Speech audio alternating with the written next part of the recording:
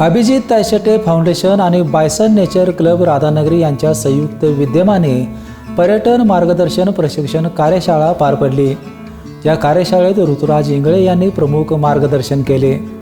फाउंडेशनचे अध्यक्ष अभिजित तायशेटे यांनी राधानगरी तालुका भविष्यात विकसित तालुका म्हणून ओळखला जावा यासाठी सर्वांनी सामूहिक प्रयत्न करण्याची जबाबदारी आजच्या पिढीवर असल्याचे सांगितले।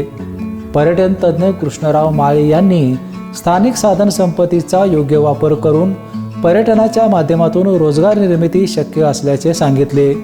निसर्ग अभ्यासक सुहास वायंगर यांनी निसर्ग संपन्न राधानगरी अभयारण्यात आढळणाऱ्या विविध वनस्पती व प्राणी प्रजातींची माहिती दिली। या कार्यशाळेमुळे स्थानिक तरुणांना पर्यटन, निसर्ग मार्गदर्शन आणि ग्रामीण विकासाच्या क्षेत्रात नवीन संधी उपलब्ध होतील असा विश्वास आयोजकांनी व्यक्त केला। यावेळी राधानगरी परिसरातील व्यावसायिक उपस्थित होते। बेपेनसाठी राधानगरीहून उत्तम पाटील।